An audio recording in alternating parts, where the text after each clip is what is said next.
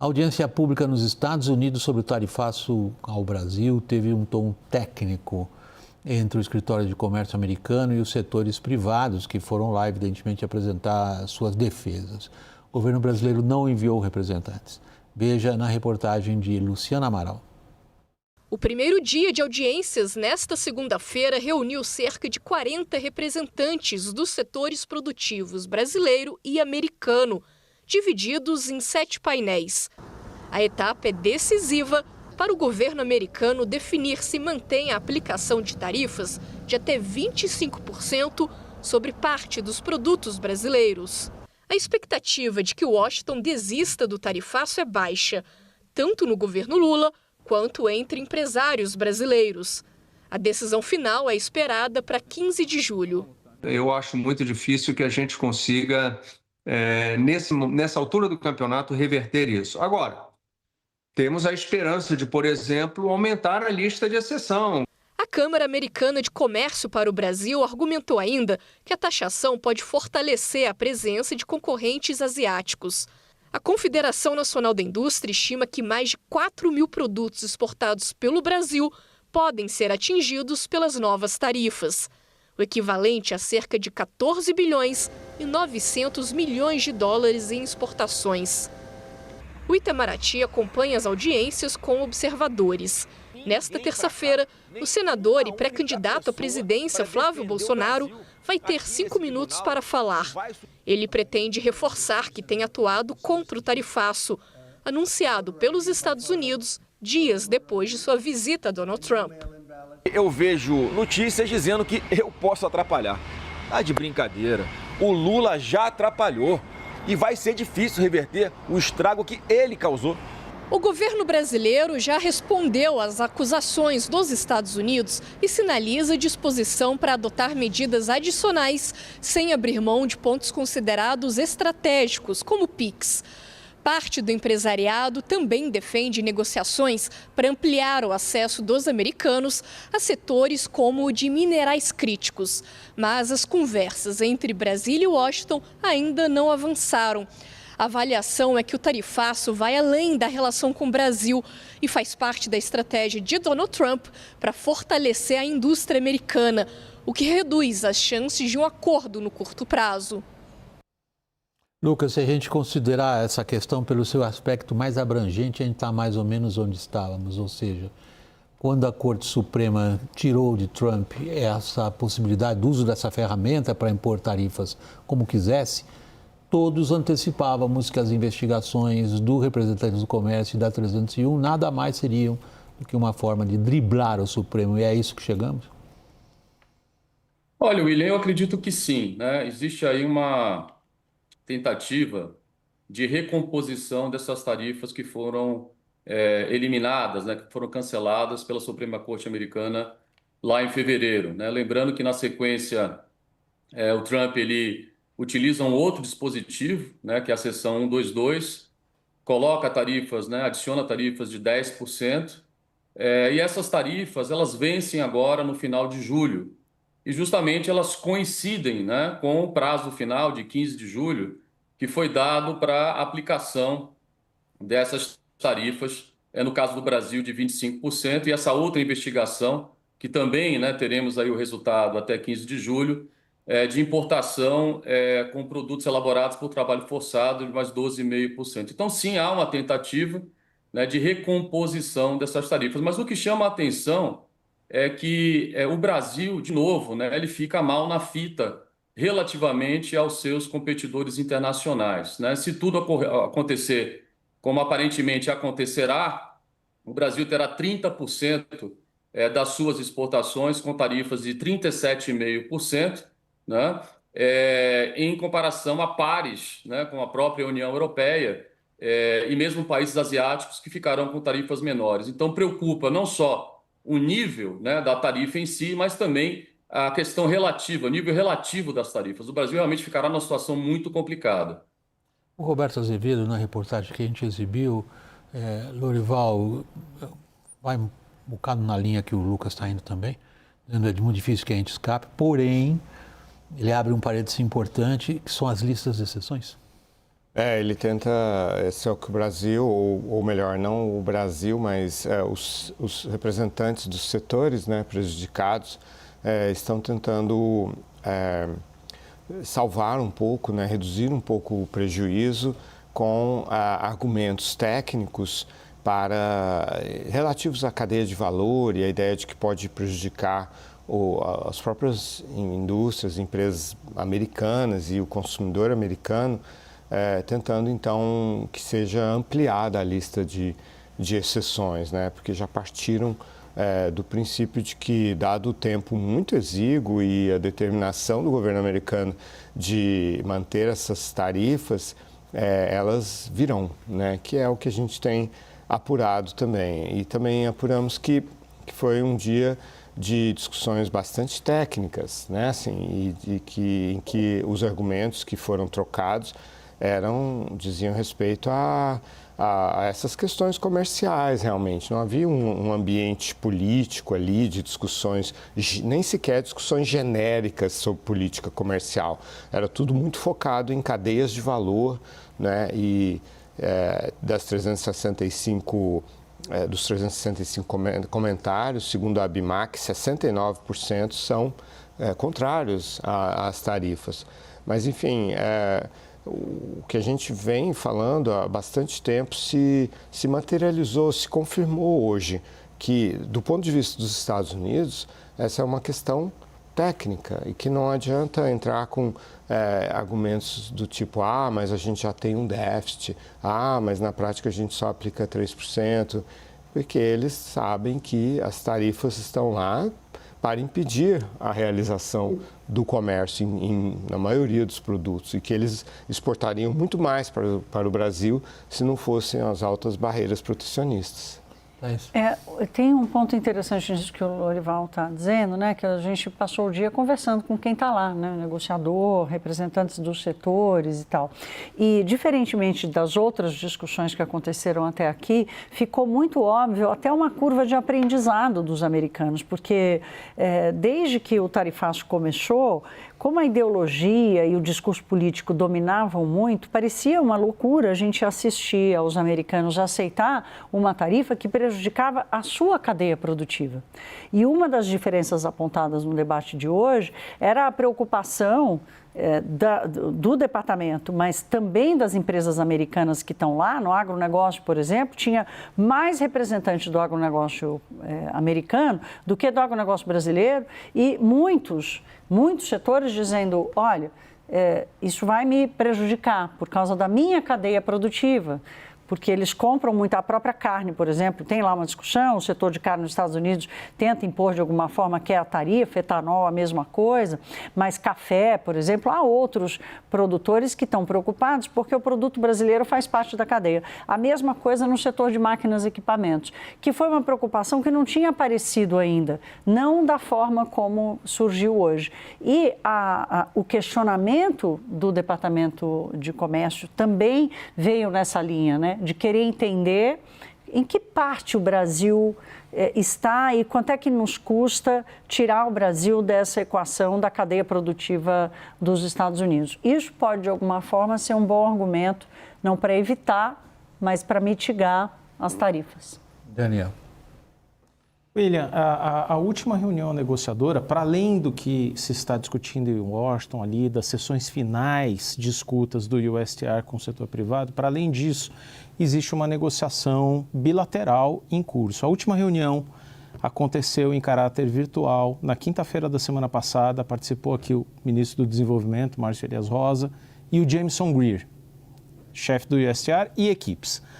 A expectativa até o dia 15 de julho é que ainda haja pelo menos uma reunião mais de caráter técnico e uma reunião entre Greer, Márcio Elias Rosa e Mauro Vieira. Hoje, o sentimento no governo brasileiro é de que é difícil escapar de uma recomendação do USTR para tarifas. Aí o Trump decide, mas que é difícil. O esforço tem sido de não permitir que as negociações se encerrem. Mas há uma queixa no governo brasileiro de que os americanos são ou ambíguos, ou confusos, ou não vão ao ponto. da negociação mesmo. Quer dizer, qual que é a demanda americana? Apresentar uma demanda por tarifas menores para carros. Aí o Brasil comentou, olha, se eu baixar a tarifa para carro, quem vai entrar aqui é o carro chinês e a GM quebra no Brasil. Então, o que os americanos querem efetivamente? E isso até agora não tem sido fácil para os brasileiros de entender e se atribuir isso à política. Agora me chama a atenção, só para completar, a tentativa do setor privado de se excluir do tarifaço. A Taurus, por exemplo, fabricante de revólveres, tem uma operação nos Estados Unidos e está investindo 300 milhões de dólares na fabricação de cartuchos, de balas para os revólveres em Oklahoma. E está dizendo o seguinte, me exclua da lista, tira a pólvora da lista, ou tira máquina com as quais eu vou fabricar os cartuchos e as balas aqui, porque senão não tem investimento de 300 milhões de dólares. Esse é um argumento técnico do lado empresarial e que tende a sensibilizar o USTR. Lucas, no fundo a gente vê, como vocês descreveram, algumas discussões de caráter altamente técnico, outras realmente levadas adiante por especialistas em comércio. Parte delas, sobretudo aquelas que têm o envolvimento de segmentos privados da economia brasileira, dizendo para os americanos, vem cá, isso daqui é ruim para todo mundo. Agora, se é uma decisão política, tudo isso daí é gastar saliva? Olha, William, eu entendo que a discussão é parcialmente política, né? Eu acho que já foi mencionado, até pelo Lorival, existe ali a percepção do governo americano já de muito tempo que o governo brasileiro, aliás, o Brasil, né, como um país, como um parceiro comercial, é um país muito fechado, com altas barreiras, não só tarifárias, como também barreiras não tarifárias, né? Então, eu acho que essa questão vai muito mais pela tentativa do Trump, né, de uma reindustrialização via substituição de importações, né, do que muito mais uma questão política, muito embora a decisão final será política, né? A gente sabe que a decisão final é do próprio Trump. Mas como ele tem agido com outros países, se nós tirarmos aí, né, o exemplo, né, do que a gente tem tido, né, de outras negociações, o Trump tem sido muito duro, né, e muito incisivo nessa questão de abertura de concessões significativas, né, dos seus parceiros comerciais e muitas vezes uma posição maximalista do seu lado, né, de não mexer nas suas tarifas, não mexer no acesso ao seu mercado, inclusive até exigindo contrapartidas de investimentos, né? O governo brasileiro ele adotou uma política distinta dos outros países, né? Até mesmo da União Europeia, do Japão, da própria Índia, que decidiram abrir negociações com o governo americano. O Daniel mencionava essa questão da tarifa MFN, quer dizer, nós não podemos reduzir a tarifa de automóvel, porque se o Brasil reduz a tarifa de automóvel, ele terá que fazer uma redução MFN e outros países também se beneficiarão dessas tarifas. Fato é que os Estados Unidos hoje ele já não negocia mais sobre a lógica, né, das regras multilaterais de comércio, do sistema multilateral de comércio que ele próprio ajudou a construir desde 1947. Essas regras para os Estados Unidos hoje já não valem mais, né? Então, na minha visão, o que o governo deveria ter feito era buscar um engajamento mais forte, uma negociação mais ampla com os Estados Unidos. E aí sim o governo poderia fazer concessões unilaterais, que na minha visão é isso que o governo espera, o governo americano espera do governo brasileiro e o que o governo brasileiro ainda não fez, infelizmente, né, para, digamos, a má sorte aí do setor privado. Não fez porque vê nisso uma vantagem eleitoral.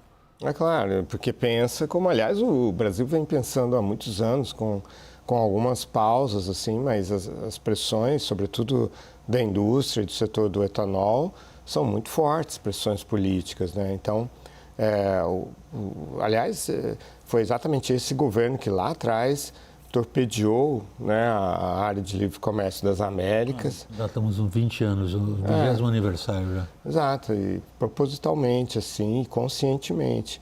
Então, poderia sim ter buscado um caminho de um acordo bilateral que fosse aceitável pelas regras da OMC, mas vem com esse argumento maximalista de que, não, então...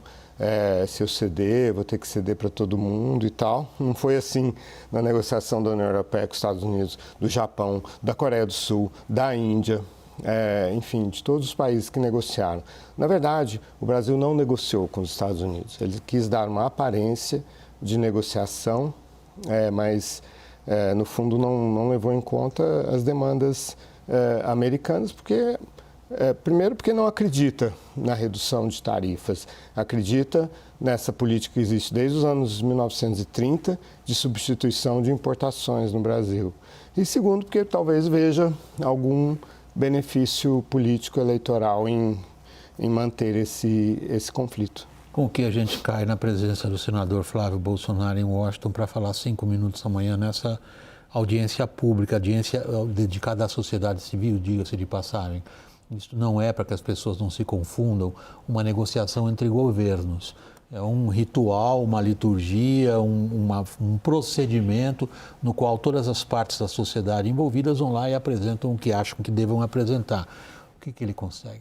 É uma audiência pública, né? Qualquer um pode participar. Você sabe que eu ia introduzir aqui, William, os riscos, né? Porque a gente, nessa primeira rodada, a gente tratou aqui das novidades mais ou menos boas, né? Do discurso ser mais técnico, das perguntas, de haver a possibilidade de mitigação para um setor, para outro, aumento de lista de exceção, mas tem risco. O Flávio Bolsonaro é um deles, né? Não necessariamente um risco que vai fazer os Estados Unidos mudar de ideia. A gente já viu que eles não vão mudar de ideia em função de um ou outro, né? Mas o risco é de atrapalhar essa conversa mais técnica ou de provocar a volta de uma discussão ideológica, né? Assim, e tem um risco político aqui para o próprio Flávio Bolsonaro de novo, produzir material de campanha para o Lula. Mas tem um outro risco aqui que um dos grandes negociadores que está lá me chamou a atenção. Falou, Thaís, hoje o que me chamou a atenção é que, tudo bem, eles estavam preocupados com essa negociação que não atrapalhasse a cadeia produtiva, mas, ao mesmo tempo, estavam muito interessados em saber, e foram perguntando às empresas americanas, se tirar o Brasil, quem pode substituir o Brasil? Essa pergunta foi feita algumas vezes, ou seja, é claro que eles vão tomar a decisão daquilo que for menos caro para os Estados Unidos, mas eles estão tentando olhar.